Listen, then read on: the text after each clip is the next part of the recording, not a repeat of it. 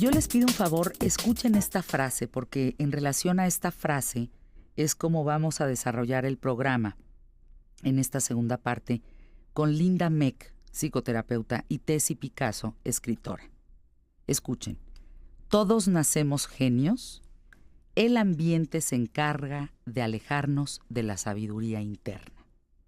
Y de eso se trata el libro que ustedes, Linda y Tessie, hacen, que se llama Despierta tu genio y usa tu talento. Resulta que en estos ejemplares editorial Urano, vienen pues todo el desarrollo, digamos, de técnicas de aprendizaje, de cómo podemos desarrollar nuestros talentos, nuestra genialidad, nuestro ser interno, y cómo historias en donde el medio ambiente detiene, a manera de ficción en el libro, el desarrollo del ser humano. Sin embargo, cuando Tessie y Linda lanzan este libro a la venta, me estaban platicando hace un momento que les llegan historias de gente diciendo, a mí me ha pasado eso, hoy tengo que perdonar a mi padre porque no pude ser quien yo quería ser y quien podía ser. Y yo les decía, claro, es que la realidad siempre va a superar a la ficción. ¿Por qué el medio ambiente va deteniendo la genialidad que todos, subrayo, todos tenemos? Yo considero que la detiene por falta de conocimiento de cómo funciona realmente nuestro cerebro y cómo las capacidades que tiene. Y esto no es más que parte de, yo creo que de la evolución del ser, porque antes estudiar un cerebro era sumamente difícil. Claro. Había que hacer una trepanación con anestesia local, picar pedacitos del cerebro y hacerle preguntas a la persona que tenía la anestesia local y el cerebro ahí abierto. Entonces, obviamente, eso era muy difícil, pero gracias al avance de las neurociencias, ahora es muy sencillo conocer cómo funciona nuestro cerebro. Pueden meter camaritas o poner como una especie de electrodos en la cabeza, y entonces es muy sencillo saberlo. Lo que pasa es que esto es muy nuevo, y entonces no es que se haya detenido ese desarrollo por nada malo, sino simplemente porque no sabíamos cómo funcionaba el cerebro, y ahora que lo sabemos, podemos estimular todas esas partes. Tessie. Mira, tanto padres como maestros, como figuras de autoridad, como toda la gente que nos rodea, nos da en la torre. Yo sé que a ti te gusta ese lenguaje. Ay, sí, y lo por podemos favor, utilizar. se entiende, se da en la torre. Nos da verdaderamente en la torre y somos quienes destruimos el genio. El niño, todos nosotros hemos nacido genios, con esa capacidad de ser genios. ¿Ya ves ¿Todos? Todos. Nosotros nacemos con una capacidad increíble que vamos atrofiando con cada no.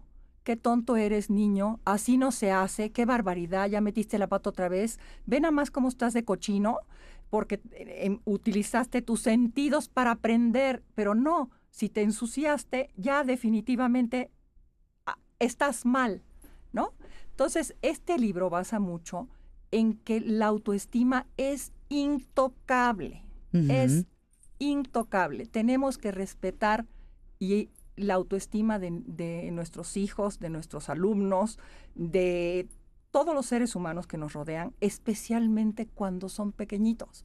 Porque ese niño herido que cargamos toda la vida, que sintió que era tonto, que no podía, que no tenía los talentos necesarios, etcétera, nos va a ir pesando y lo vamos a ir cargando toda la vida. Ahora, Tessie, ahí le estás dando en la torre a todo el método tradicional educativo en este país, porque en ese método todos cabemos en una burbuja. Así es. No hay una individualización de el parámetro de yo sí puedo esto, pero no puedo esto. Y la historia nos ha demostrado que los grandes genios han sido apoyados por sus padres y en muchas ocasiones sustraídos de ese ambiente, como un Einstein, sustraído para entonces desarrollar sus capacidades. Así es. Pero pues ni modo que sustraigamos a los escuincles, Tenemos ¿no? 3 canales de aprendizajes, ¿no? Sí, Que es el visual, el Sí. auditivo y el kinestésico. Por ejemplo, Linda es una persona totalmente kinestésica. Seguramente ella va a querer platicarte de su propia experiencia que está reflejada en este libro. Sí. Linda es una persona kinestésica. Kinestésica significa que tenemos que aprender a través de todos los sentidos. Auditivo es el que tiene mejor memoria auditiva que visual. Ujú. El visual es porque tiene mejor memoria visual que auditiva, y el kinestésico necesita todo, la vista, el oído y el tacto. Tiene que tocar, tiene que moverse. Por eso te comentaba del niño que llega todo cochino. Está en un proceso de aprendizaje con todo su cuerpo, con toda su mente. Y la teoría de Paul Scheele, que es con quien Sí. el neurocientífico en el cual basamos todas las técnicas de aprendizaje acelerado de este libro, todas esas técnicas desarrolladas por Paul Scheele están orientadas a que aprendas con todos los sentidos y con toda la mente. Linda te puede platicar de su propia experiencia, lo que es ser kinestésico. ¿Cómo fuiste de niña? Latosa. Bueno, en yo parámetros, estudié ¿no? en el colegio alemán hace muchos años, obviamente, y siempre fui tachada de floja, de tonta. Recibí incluso cachetadas de maestros, y cuando llegaba a mi casa y decía que me habían dado una cachetada, me decían, así te habrás portado. Entonces, yo sentía que yo no encajaba en ningún lado. Y en realidad no era que hiciera yo cosas terribles, simplemente era muy platicadora y me movía muchísimo, y a lo mejor no ponía atención, obviamente no aprendía.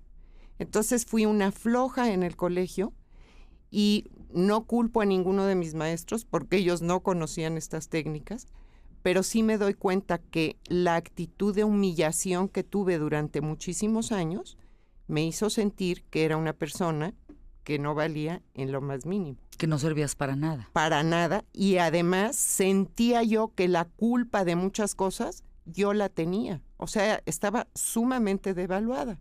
Y cuando conocí a Paul Scheele me dijo, no eres ni tonta, ni bruta, ni nada de eso. No, tú tienes una forma de aprender diferente. Aprendes con movimiento, pero además, en lugar de aprender con el hemisferio derecho del cerebro, tú aprendes con el hemisferio izquierdo, tú aprendes con el derecho. Todo el aprendizaje, o la mayoría del aprendizaje, se da para el hemisferio izquierdo. Y para los que aprendemos con el hemisferio derecho, hay muy poco. Entonces, no es que no seamos abusadones. Tenemos una perspectiva diferente de la vida. Pero fíjense cómo a muchos de esos niños hoy en día ya no les dan la cachetada. Les dicen que tienen déficit de atención y los empastan. Así es, absolutamente. No, pues eso es gravísimo. Gravísimo, porque empastar a un niño que, o sea, es verdaderamente empezar a adormecer todas las posibilidades de desarrollar sus talentos y encontrar su genio. Es todo lo contrario. Mira, Linda mencionaba lo del hemisferio derecho e izquierdo. Todos tenemos un hemisferio derecho y uno izquierdo. El derecho es abstracto. O sea, le encanta crear, le encanta imaginar, le encanta soñar. De hecho, si no tuviéramos un cerebro derecho, seríamos casi unos autómatas. O sea, es nuestro cerebro derecho el que imagina, el que sueña, el que persigue cosas maravillosas y diferentes, y donde reside realmente el genio. Sin embargo, el cerebro izquierdo, que es lineal y ordenado, y que es el que en la escuela necesitamos tener perfectamente estructurado, porque si no, eres un cerebro derecho despistado que jamás en la vida va a estar tranquilo en clase ni va a aprender nada. Entonces, realmente, para que podamos desarrollar el genio del que hablamos, es indispensable conocer esa información y saber cuál es nuestro cerebro dominante. Si nosotros somos muy inquietos, si somos muy imaginativos, si somos juguetones, si nos gusta escribir, si nos gusta soñar, pintar, etcétera, ese es nuestro cerebro dominante. Si somos muy ordenados y personas que hasta llegan a ser obsesivas del orden, es lo contrario. Sin embargo, ¿qué es lo que tenemos que hacer? Estimular ese cerebro derecho a que esté desatado, ¿verdad? Desatado, no ponerle límites, no existe el error, pero que ese cerebro derecho esté en absoluto diálogo y ame a su otra mitad, que es el cerebro izquierdo. Y que encuentre sus propias limitantes. Absolutamente. Y que entonces, de esa manera,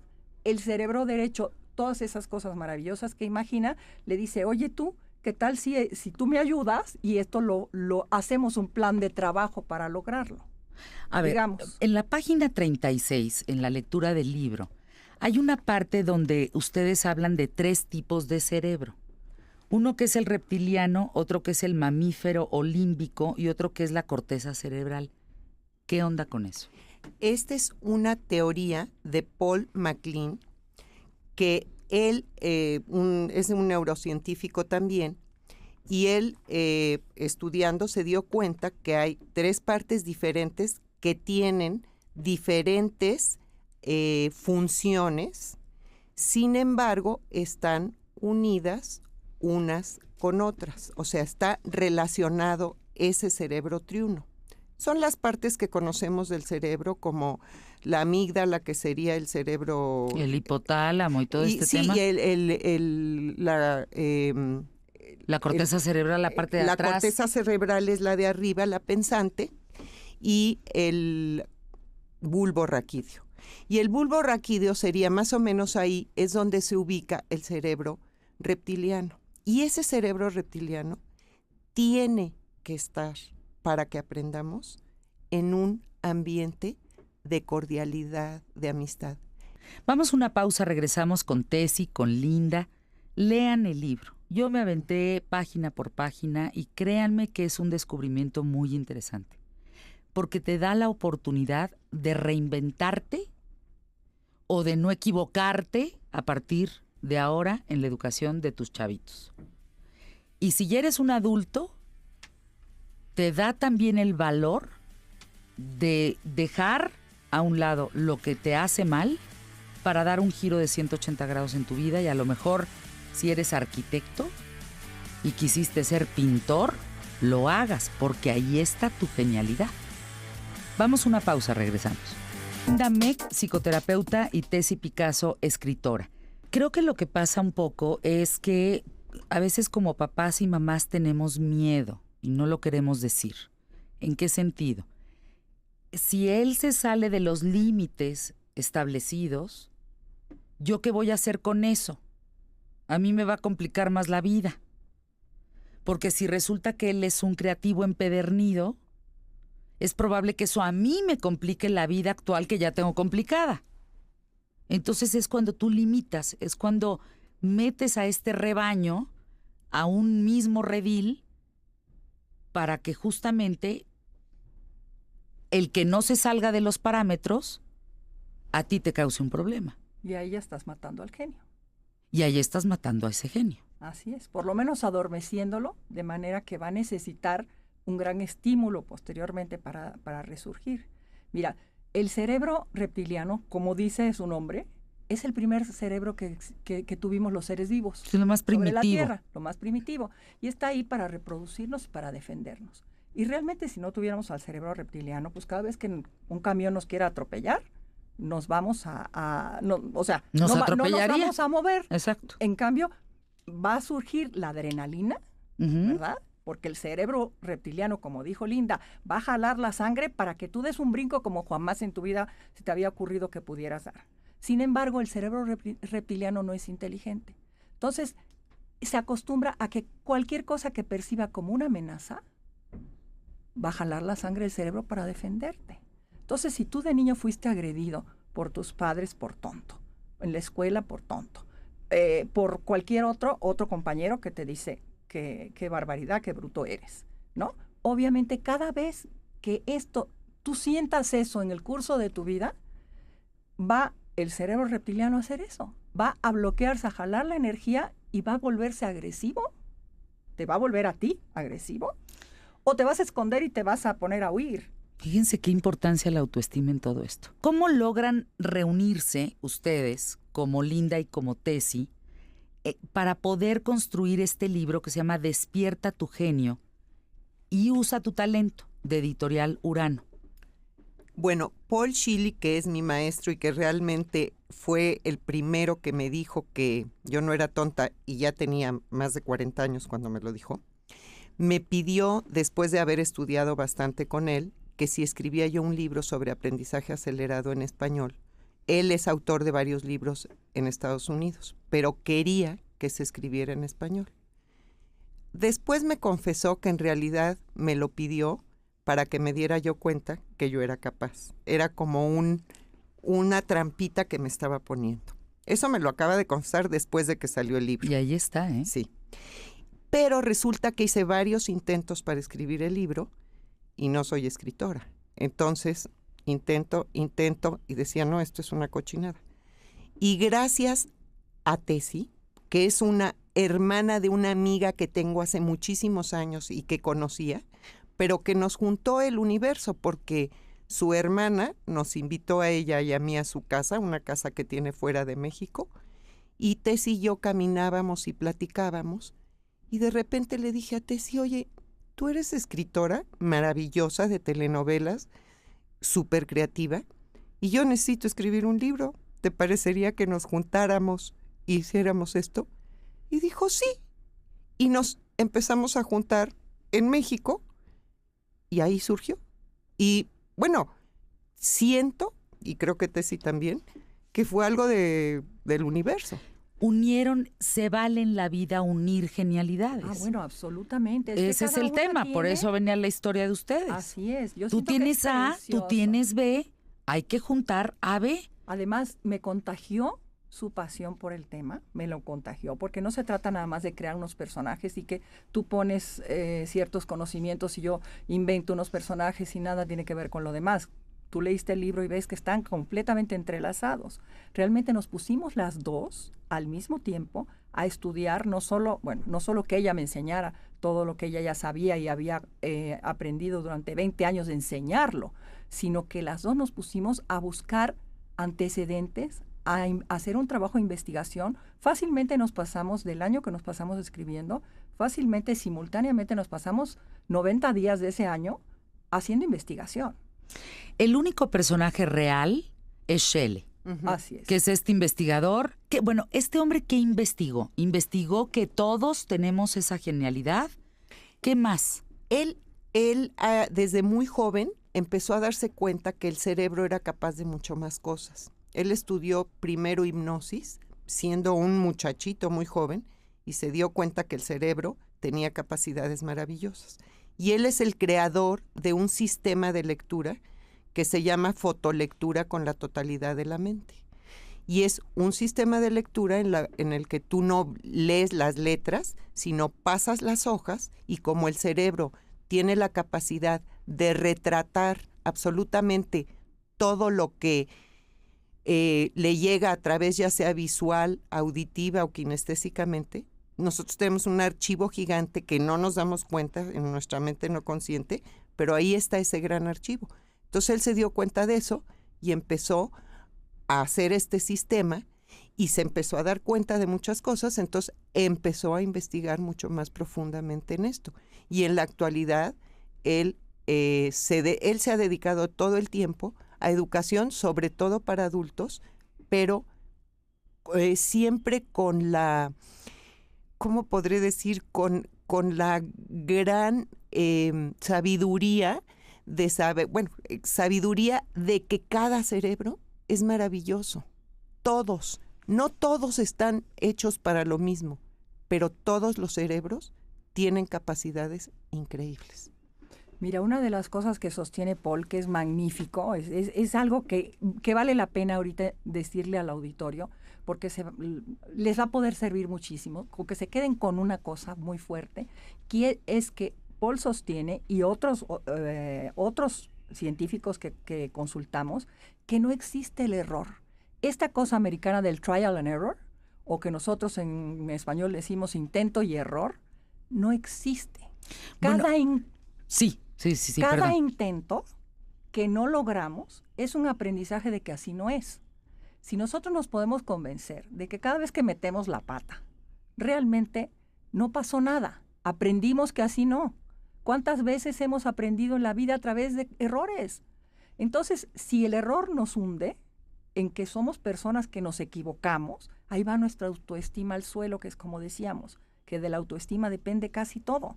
En cambio, si nosotros decimos, ok, sí, metí la pata, me equivoqué, no importa, aprendí que así no, que tengo que intentarlo de otro modo.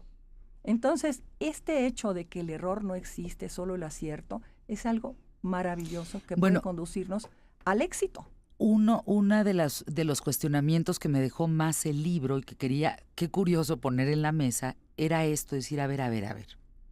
Cuando yo acabé de leer y este hombre dice, y ustedes citan, que el error no existe, que en la vida no hay errores, que solo son aciertos, fue una parte del libro que me dejó más reflexionando, diciendo, a ver, esto que fue un error, ¿al final fue un acierto? Sí, por el aprendizaje y por todo esto. ¿Por qué no entendemos esa parte? Porque me dejó reflexionando en que también vivimos en una cultura del sufrimiento y vivimos mucho en la cultura del yo no puedo y vivimos mucho en la cultura de tú solito no puedes, necesitas del otro.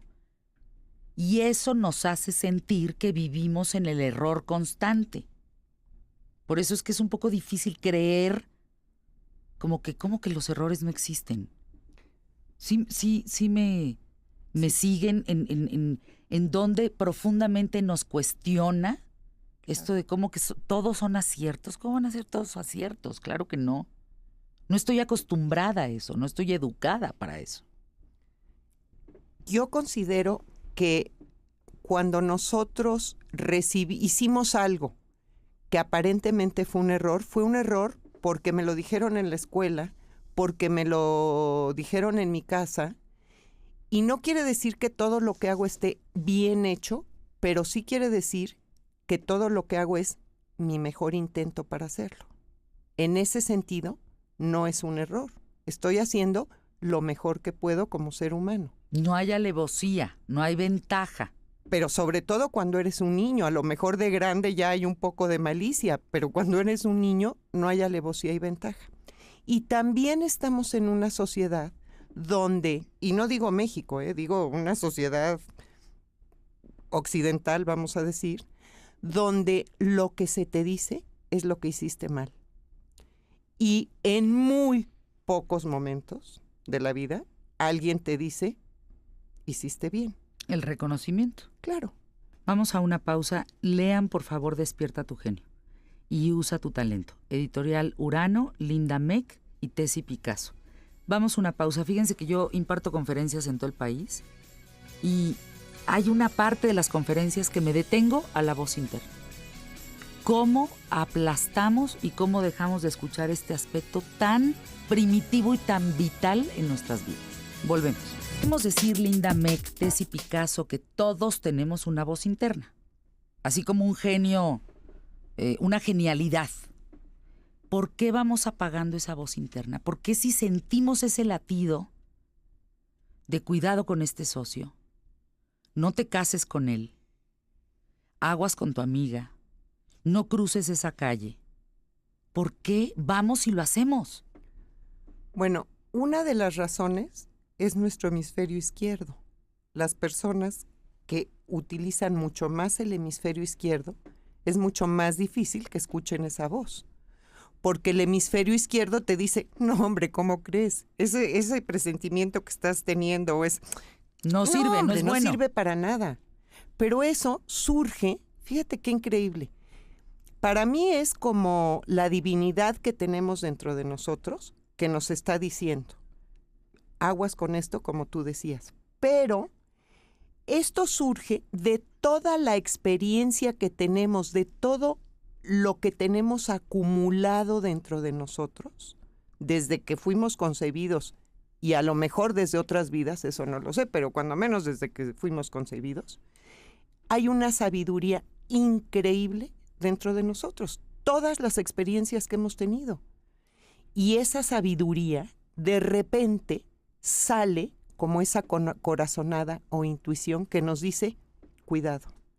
Pero si somos totalmente hemisferio izquierdo, obviamente no le vamos a hacer caso. Las que somos, o las personas que somos hemisferio derecho, le hacemos un poco más de caso porque no se lo cuestionamos. O sea, simplemente siento que esto debe de ser así y le hago caso.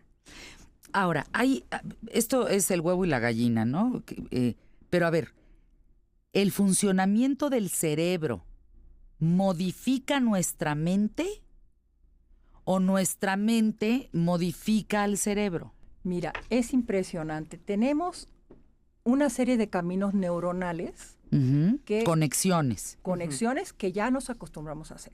O sea, si tú manejas y no tienes que pensar en que tienes que poner la flecha, obviamente ya tienes un camino neuronal. Si sabes montar bicicleta, si sabes esquiar, desde que aprender a caminar. Todo eso va siendo caminos neuronales en el cerebro. Ya no lo tienes que pensar, ocurren automáticamente, ¿no?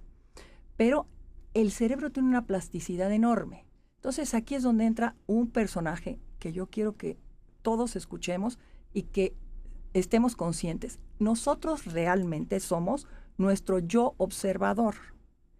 Esa persona, Fernanda, que tú eres y que te observas a ti misma y dices, estoy haciendo esto bien, estoy haciendo esto mal, debería de hacer esto otro, que puede observar tus emociones. Ese yo observador te puede llevar a cambiar completamente quién eres tú y a frenar caminos neuronales. Obviamente no vas a borrar el de aprender a caminar o a patinar, ¿verdad? Vas a borrar aquel camino que te está haciendo daño, aquel camino que te lleva a reaccionar violentamente, por ejemplo, o a cerrar tu inteligencia porque te regresa tu niño herido y te dice eres tonto y cierras tu inteligencia. ¿Esto es inteligencia emocional?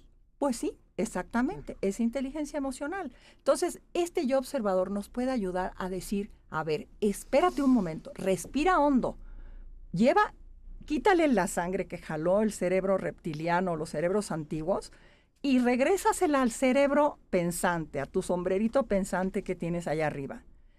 Y date cuenta que estás haciendo esto por un impulso. Vamos a detenernos, vamos a respirar profundo para que la sangre regrese a nuestro cerebro pensante y vamos a hacer algo diferente.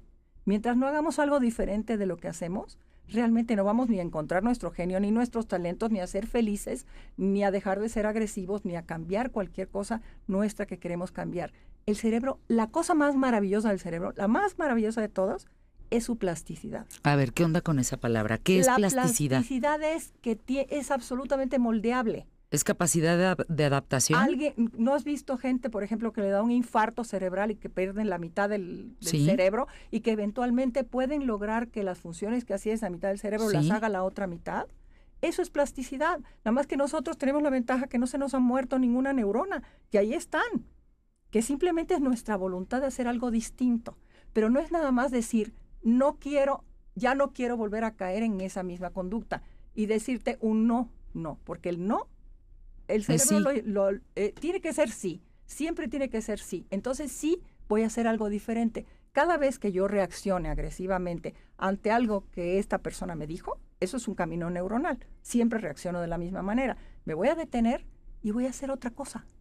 Voy a decidir que voy a cantar las mañanitas en mi cabeza, por decir algún disparate. Y en ese momento me detengo y canto las mañanitas antes de contestar.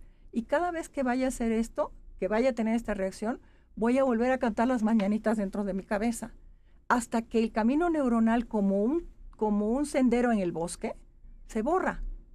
Y tiene que ver con la química cerebral. Absolutamente. Electroquímica. Entonces, es que todo está en el cerebro. O sea, es que los sentimientos, amar no está en el corazón, está en el cerebro, en el hipotálamo. La frustración, ira, enojo, felicidad, todo está en el cerebro. Y tú decías al principio la palabra reinventarnos. Y eso es exactamente lo que hacemos con la plasticidad. Podemos nosotros reinventarnos, ser la misma persona en esencia, pero con ese ego un poco más bajo y tener respuestas mucho más de amor, de comprensión, de compasión, de comprender al otro, y eso no nos quita nuestra esencia, pero sí nos quita la forma como nos comunicamos con los demás. Y en ese momento, cuando yo me comunico mejor con el otro, con más amabilidad, con comprensión, yo me siento mejor y el otro se va a sentir mejor. Y no es algo difícil que empecemos a ver lo positivo. que decía yo hace rato, de la gente y lo positivo de nosotros. Eso nos puede hacer cambiar muchísimo. Despierta tu ingenio, este libro y usa tu talento, habla de una cosa que se llama mapas mentales. ¿Y eso qué es? Mira, el mapa mental es una estructura, o sea, cuando tú digamos que eres una persona kinestésica, o sea, que aprendes a través de todos los sentidos, pero para cualquier persona, así aprendas con los 3 sentidos perfectamente bien, un mapa mental te va a ayudar horrores para recordar algo. Por ejemplo, tú dices, quiero hacer un mapa mental del programa de Fernanda. Entonces, un mapa mental, voy a poner Fernanda en medio, voy a poner un círculo alrededor de Fernanda. Y entonces voy a poner una rayita que dice, primero Fernanda entrevista a un doctor. Y entonces pongo doctor y el doctor habla de esto, de esto y de esto y voy a sacando flechitas. Después entra el flaquiguapo, igual me estoy llevando en el orden. Entra el flaquiguapo y el flaquiguapo nos va a ayudar a aprender sobre tantas cosas. Y tú todo el tiempo estás con toda esa alegría, con tu risa contagiosa, con tu lenguaje cotidiano y rico que te comunica, porque por eso eres Fernanda Familiar, que comunica lo que quieras comunicar, lo comunicas con unas cuantas palabras. Y entonces, al final del programa, yo salgo y pongo otra rayita, yo salgo muy feliz porque me informé, porque aprendí, porque me reí, porque me divertí y porque pasé 2 horas sensacionales en mi mañana. O sea, eso sería un mapa mental de Fernanda Familiar. El mapa mental de este es, programa. Es la elaboración. Es un dibujo que vas a hacer. Sí. Le puedes dar diferentes colores. A ver, pero es para aprender cualquier cosa, para organizar. Vamos a decir que es un esquema. Nada más que el esquema sería algo manejado totalmente con el hemisferio izquierdo. Y el mapa mental utiliza la totalidad de tu cerebro para hacer esos esquemas y además tiene forma de alguna manera de neurona. Entonces es una imitación de una neurona del cerebro. Y de esa manera, para aprender, a través del mapa mental estás usando la totalidad de tu cerebro y además casi la mayoría de tus inteligencias y además los 3 sistemas de percepción que son visual, auditivo y kinestésico. Entonces aprendes de una manera mucho más completa, tu memoria es mucho más fácil de que te acuerdes de lo que sea porque estás aprendiendo con todo tu cerebro y con tu cuerpo. ¿Hay predisposición en los mapas mentales? ¿A qué te refieres con predisposición? Porque ahorita ponías el ejemplo del programa ¿Qué tal, Fernanda? O sea, yo le quiero contar a alguien. Exacto. Yo le quiero contar a alguien cómo es, así se lo cuento. Pero pensando en emociones,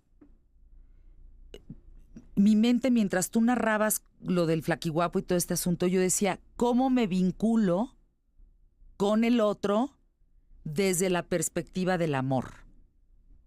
Entonces, tú traes un mapa mental. ¿Sí me explico? Claro, por supuesto. Ese mapa mental tiene una predisposición por el pasado que has venido viviendo. Claro. Que eso inmediatamente te va a situar en el futuro hacia donde tú quieras ir mientras tú no cambies ese mapa mental. Así es. De hecho, esto que decía Tessy, que tienes el camino neuronal, esa predisposición es el camino neuronal que has hecho a través de los años. Queda claro. Por eso es la predisposición. Gracias, Tessy. Tessy Picasso, gracias. Linda Meck, gracias. Despierta tu genio, usa tu talento. Un inspirador relato sobre aprendizaje acelerado. Está El pensador de Rodin y es editorial Urano. Y creo que pasar por las páginas de este libro te hace echarte una muy buena reflexión de dónde estamos y qué queremos y hacia dónde vamos. Gracias, Linda. Muchísimas gracias, Fernanda. Gracias a ti. Tessy, gracias. Qué gusto verte. Muchas gracias, Fernanda. Muchísimas gracias. Estamos felices de haber estado contigo. Gracias.